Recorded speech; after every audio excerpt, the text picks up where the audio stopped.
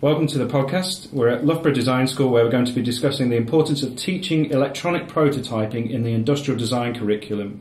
With us we have John McCardle, who's a senior lecturer and technologist at Loughborough Design School. We have Nigel Zanker, who's a module leader for Foundation Technology Education at Loughborough Design School. We have Darren Southeee, who's a program director in BSc Product Design at Loughborough University at the Design School. We also have Tom Pritchard, who is an ex-student, a PhD in Product Design Education. Okay, so the first question, we're obviously discussing, as I say, the importance of teaching electronic prototyping in the industrial design curriculum. The first question will be, what is the traditional role, and this will be to John McCardle if you want to start this, what is the traditional role of the designer, and what is the new or more modern role of the designer, and why should electronics be included as part of a design curriculum? Well, it's interesting, first of all, to actually come up with a perception of what is a traditional designer, because, I mean, obviously, historically, an industrial designer might perhaps be more linked with user-centered products, visualization, aesthetics, that sort of thing. And, of course, the curriculum for that started off in design schools, really, or in art and design schools.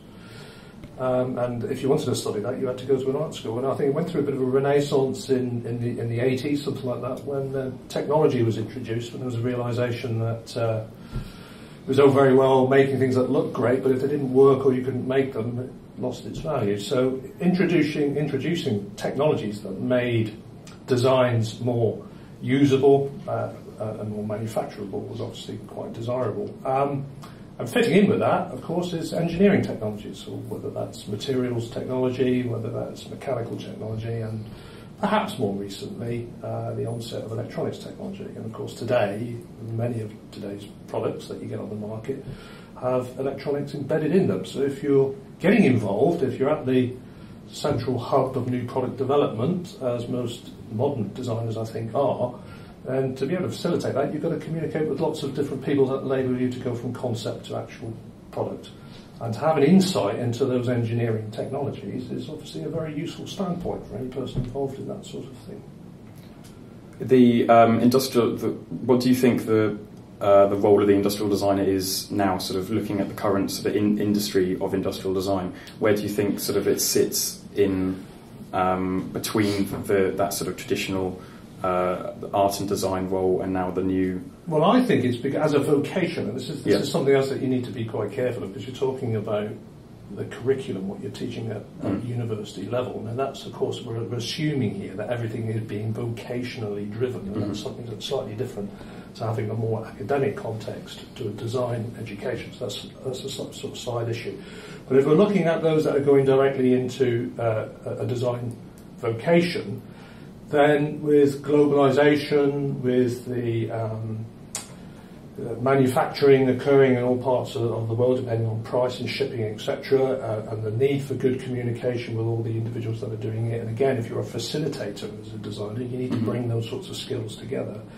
And being able to discuss a vast range of different things and talk the same languages as engineers is obviously becomes more and more crucial. So in terms of electronics, for instance, not necessarily saying that industrial designers will be taking the place of engineering engineers, electronics engineers, of course, but being able to talk to electronics engineers in terms of the manufacture of embedded functionality, which may even take place in China, for instance, or in India or wherever.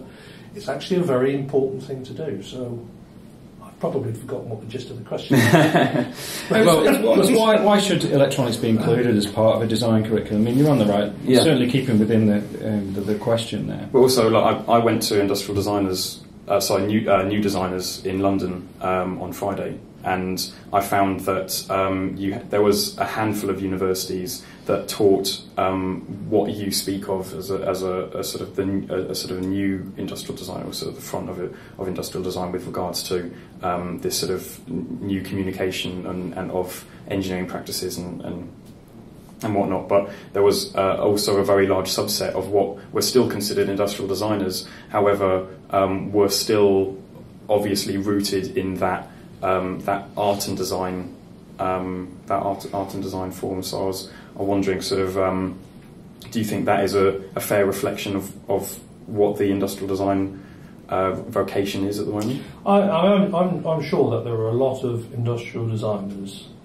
practicing out there that don't have the first clue about what electronics does or can do, and really don't want to know either. They're in a position where perhaps it may be a consultancy or something where it's almost this over-the-wall type approach to designing the products, where the electronics and the embedding of that functionality becomes somebody else's problem. Yeah, I don't think that's actually good practice. No. So personally, I think yes, that they're working, they're in a job. I think they're very quickly going to become dinosaurs, if I'm being perfectly honest. Okay. Nigel. Yes, adding to that, I think what we've found is that our BA students, it gives them a more rounded education if they can explain to somebody else how the technology, how they see the technology working. They might not understand the technology, but to be able to explain to somebody else in a field of engineering or a high-tech field, this is what I want, this is the kind of technology I see in my product. Mm-hmm. It makes them more informed designers rather than just designing the casing for it. Yeah. They can actually talk about the insides, and then they can brief somebody to go a bit further of that's how I want the insides designed. Okay. Do you think it takes anything away at all from what is considered the pure traditional industrial designer, from that focus purely on style, on form and on aesthetics? Do you think? No, I think it evolves. I think it brings styling, form, function closer together as holistic. I don't think it's a change from tradition. Mm-hmm. I think it's building on those traditions, it's building on those skills, it's a new skill subset. Okay. To add to it. Designers now should understand the technology, the content of that technology, as part of their designing toolbox.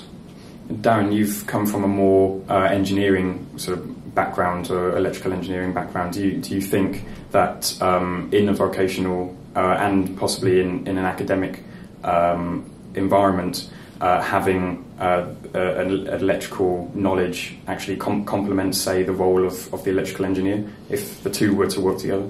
I think there are different scenarios, really. I went to a conference last year called Product Design and Innovation, and at that conference there were a bunch of very pure industrial designers giving talks on various things. During one of the talks, they somehow conducted some research to say that only 10% of design projects in the UK were employing industrial designers as they perceive industrial designers to be.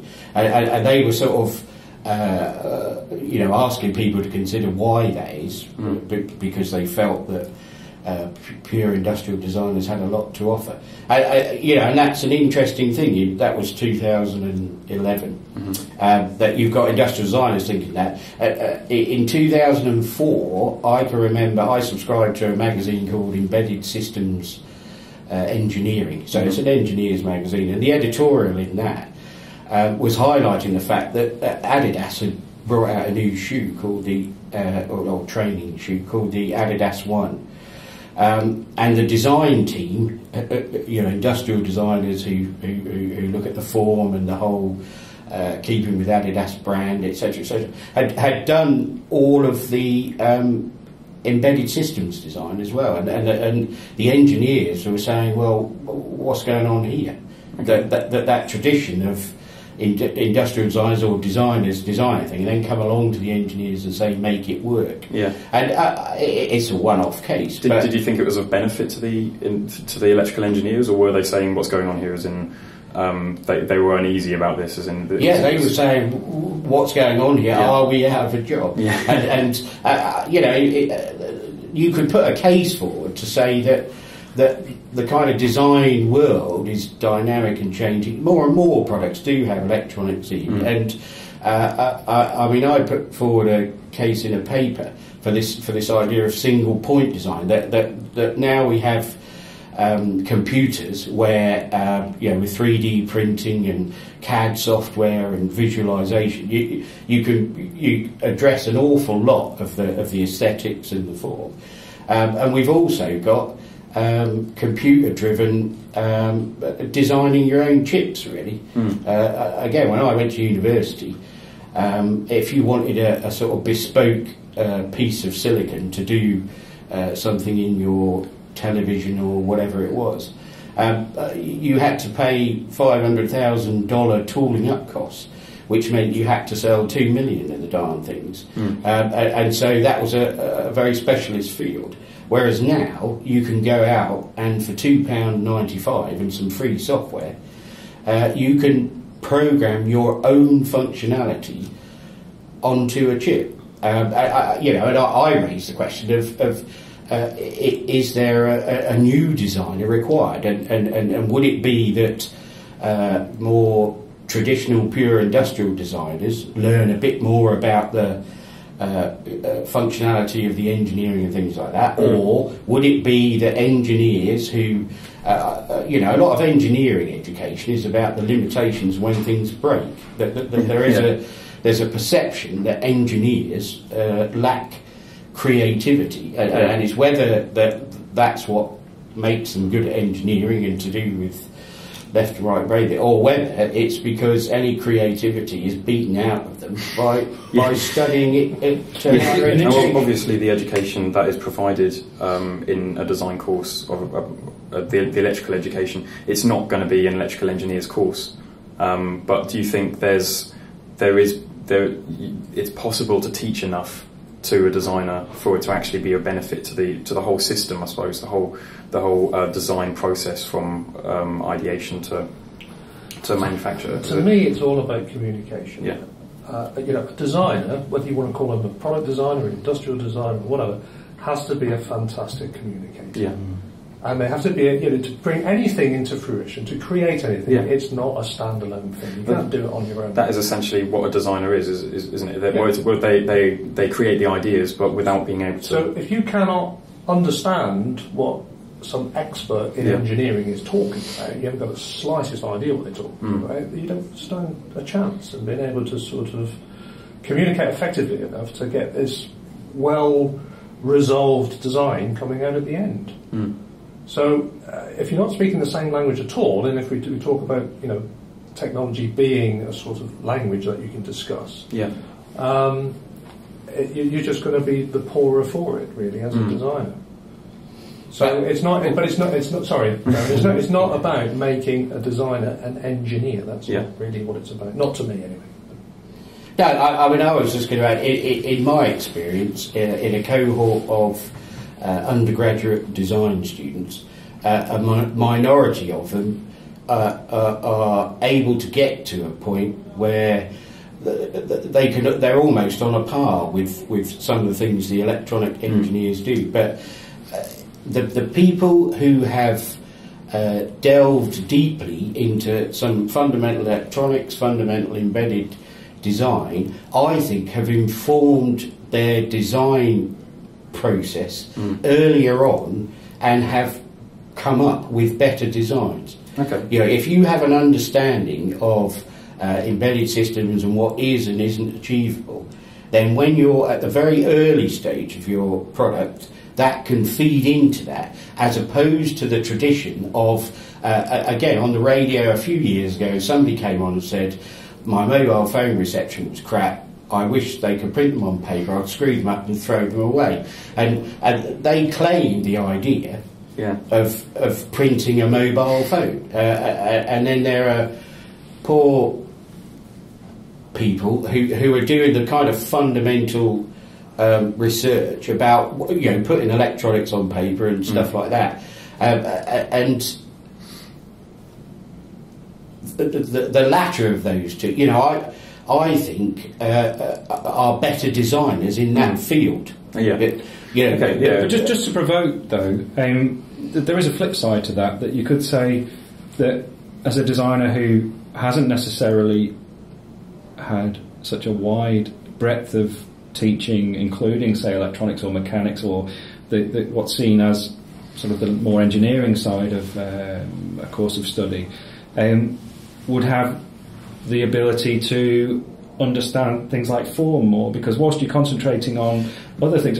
So you think form more about? No, I'm just saying an argument. I'm just saying an argument. To me, an all-round design. The product design and technology undergraduate program and the industrial design and technology program, to me, have a core of and a grounding in industrial design.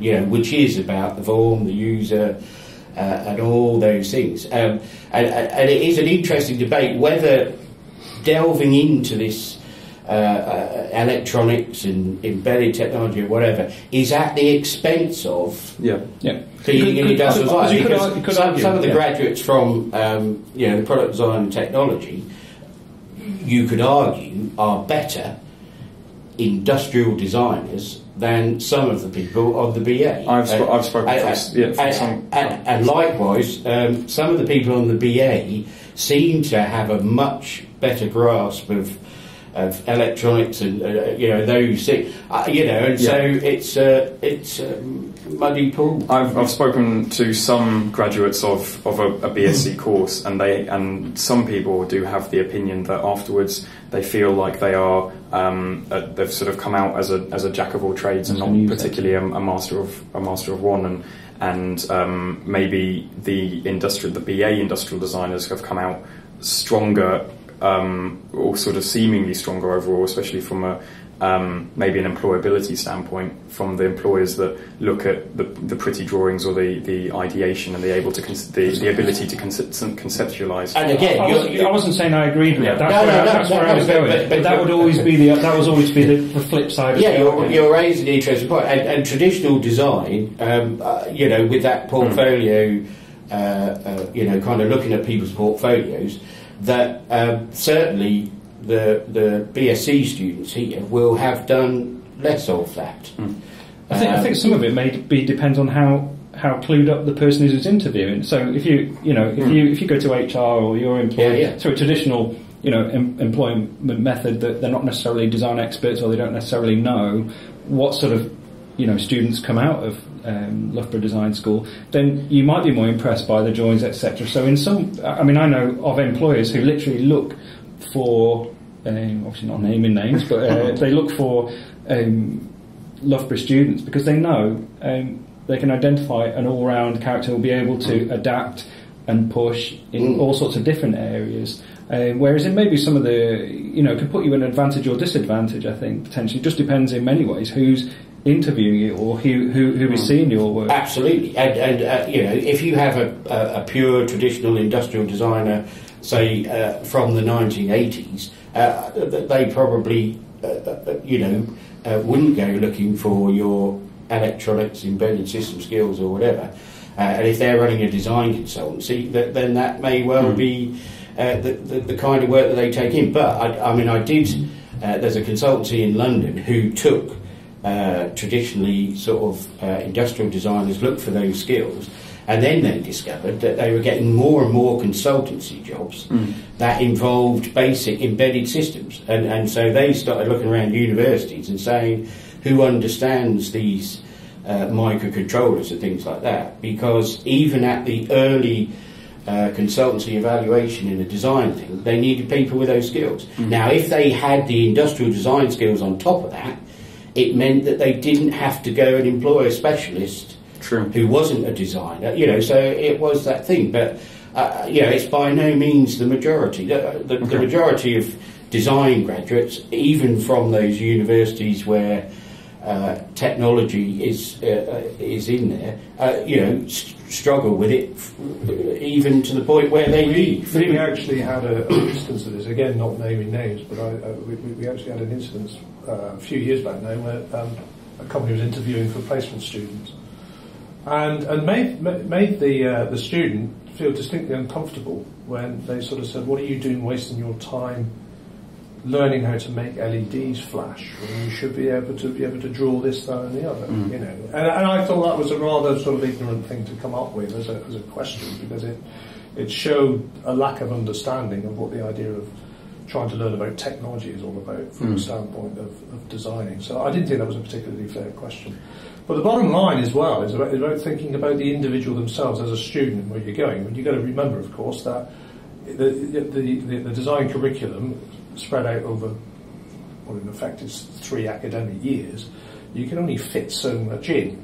But it's about developing a well-rounded individual that's setting themselves up for lifelong learning. You don't leave university becoming an expert designer. Yeah. You leave university with having the capability to gain insight in lots of different areas. And if you want to concentrate on more of the aesthetic side of things, there's nothing stopping you. True. This is one of the things that I find a little bit troubling about students that sort of say, well, I haven't been taught this or I haven't been taught that. You don't always need to be directly taught to go and practice something and develop the skills. Yeah. You're in an environment where you can learn those things at university, and all the staff here are open to students that want to try and learn more. So this idea of becoming a more rounded designer because you're doing industrial design studies as opposed to electronics, I think is a bit of a red herring. Yeah. Because I think individual students should be in a position to sort of say, right, you know, if I want to learn this, I want to have capability in this, you've got the opportunity to do it. And I think what you're talking about there is not more well-rounded or unrounded design. You're talking about those individuals that haven't grasped the opportunities that they've been given. It is about coming out of university is not the end point. You are, it is, as you say, the opportunities that, and if you have a more open mind and a more open palette of skills as you leave university, then it makes you more open and more attractive to a larger range of employees. Yes, it's much easier, isn't it, to start from being a generalist to then I want to specialise in that. Yeah. Whereas if you leave as a specialist to then generalise and diversify, it might be slightly more difficult. No, so it's the match of employer to employee. The employer might want a generalist. I've got a good generalist. Now I want that person to go down that line. They're capable of doing it. And I think that's probably what a wide curriculum should be producing. Somebody who is adaptable. It's that adaptability. So let's go around the table to Darren Southeee, John McCardle, and Nigel Zanker. In 1 minute, could you summarise what we've talked about and why you're in favour? Are you in favour of electronics? Well, I suspect you are in the design curriculum. And if you could just summarise in 1 minute why that would be to people who would doubt that it is a good idea. So, Darren. Right. I like the model that undergraduate design programmes are a toolkit. So our job as staff, you've got multidisciplinary staff here, that there's some of this, some of this, some of this. And the students in their first and second year, dip into that toolkit. And then come the final year, they can say, well, I want to walk out of here with the most beautifully formed trumpet or whatever it is, or I want to walk out of here with an attention to detail piece of engineering design so that I can go and get my job at put in the thing. And so in terms of the electronics content within the course, it's kind of on an individual basis, but first and second year we've either got to put it in or not put it in. So the answer is yes, you want it in, but as an optional. I mean, my optional bit would be, an option in the programme. My belief about the two main design courses here at Loughborough, the BA in Industrial Design Technology and the BSc in Product Design Technology, is that there should be electronics in both of those in the first year, because, as Tom pointed out earlier on, there are a handful of universities who deal with design as a whole design thing and not as an, traditional art college-y thing or whatever. So ultimately they're in short supply, and I think that it's a benefit to teach. And so the option would be go and apply to a programme that doesn't have it in. Which is kind of toward the art side, and there are plenty of programmes around. And if you look at the final year design projects, there are loads of them that don't have any electronics in, and I have no problem with that at all. But there were some this year, where they had got to a level of functionality that would probably challenge the level of functionality in an electronic engineering final year project. So I think that's good. I think the people who achieve that, in terms of this employability thing, have a wider choice. I think people who have a very or less than a basic understanding of electronics and mechanics, there are some jobs that graduate designers can apply for out there that they wouldn't get. Yeah. Okay. All right. So thanks very much. so John, in about 10 minutes. John, we'll go to you now. So we'll start. Overall, can you summarise? Whether you do believe that electronics is important in the design curriculum, and again, how do you measure the success of the electronics part of a design curriculum? Is there scope to add more?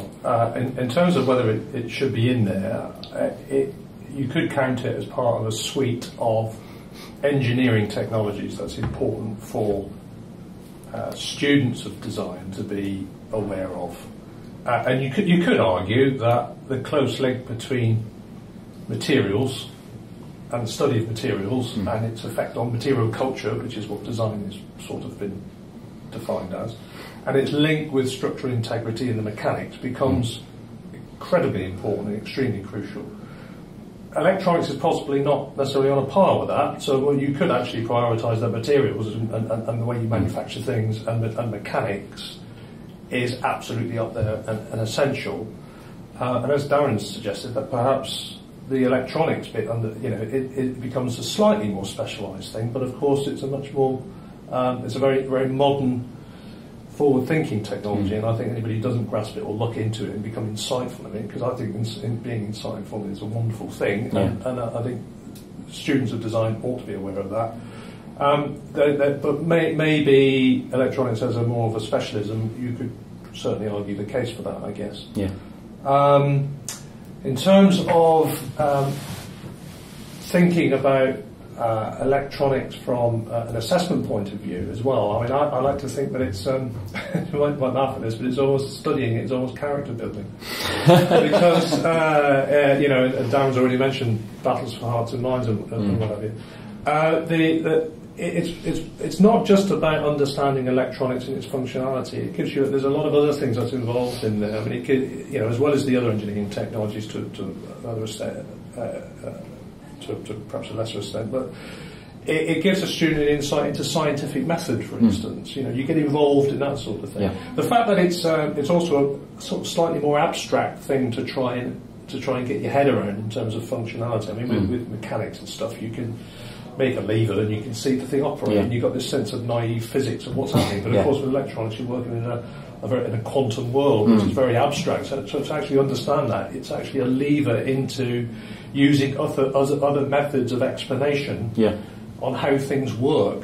Yeah. So you get into this metaphorical world of everything. So again, we're approaching the communication side of things, and students become more well rehearsed in using metaphors to explain things and whatever. So there's huge spin-offs in actual fact to getting involved in electronics, which is just more than, as one consultancy maybe looked up and said, getting LEDs flashing. There's much more to it than that.